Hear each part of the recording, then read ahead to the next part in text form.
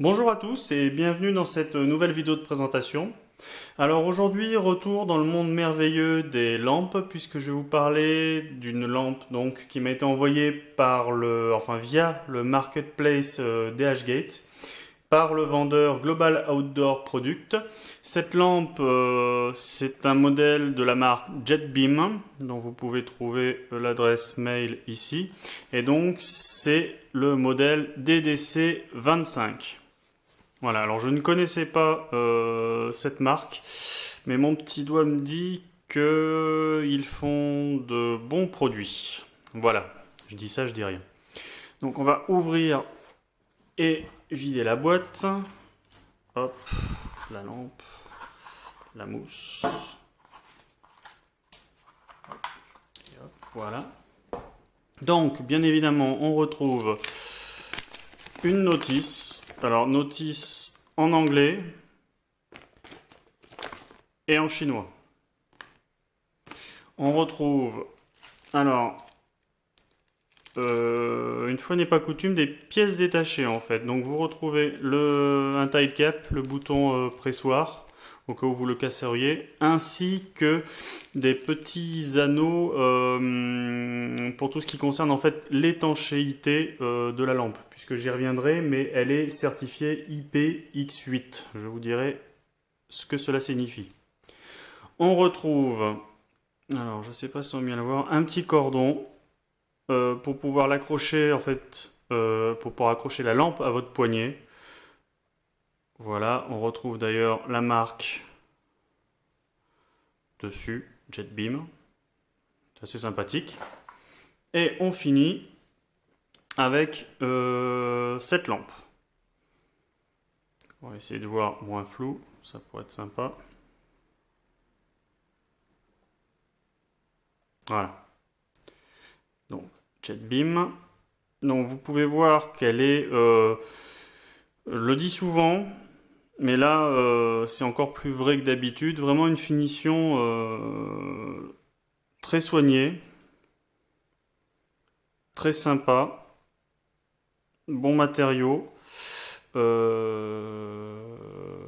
voyez, bonne finition. Là, j'aurais pas grand chose à rajouter ou à reprocher.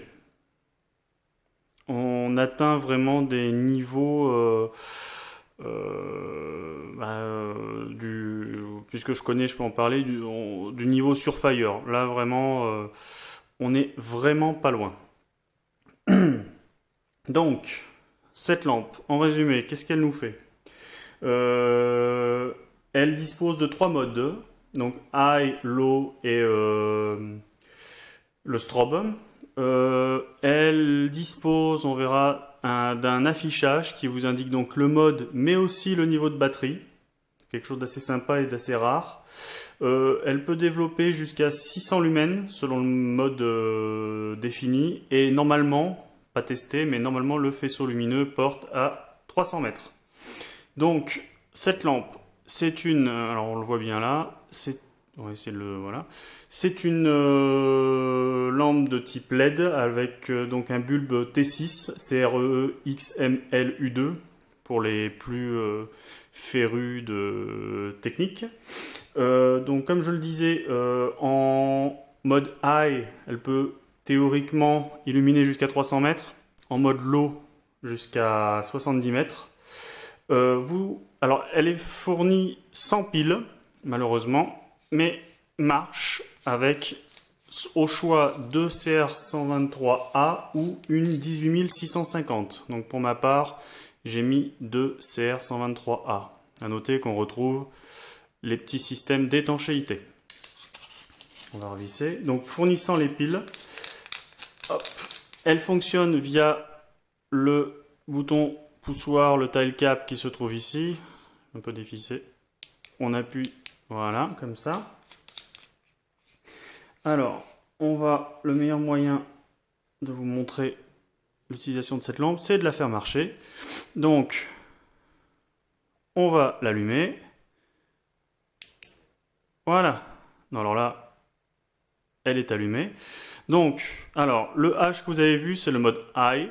Et juste après le mode, en fait, elle vous indique un chiffre qui va de 0 à 9. Ça vous indique le niveau de batterie. À partir du principe que le 9, les piles sont complètement chargées. Et à 0, les batteries sont faibles, il faut les changer. Voilà. Donc, le mode high. Le mode low. Et hop, le mode strobe. Donc selon, vous avez pu voir par exemple low, les batteries sont à 9, effectivement, selon le mode, ça consomme plus ou moins de la batterie. Donc la durée de vie des batteries dépend du mode sélectionné. Au niveau des changements de mode, deux possibilités. Soit donc, vous appuyez complètement, vous passez d'un mode à l'autre, high, low, strobe, high. Donc si vous restez un petit peu sans changer, quand vous rappelez un mode, vous revenez au dernier sélectionné. Voilà. Pareil pour les changements rapides, sans appuyer complètement. High, low, strobe, high. Voilà. Si j'attends un petit peu, on rappelle le dernier sélectionné.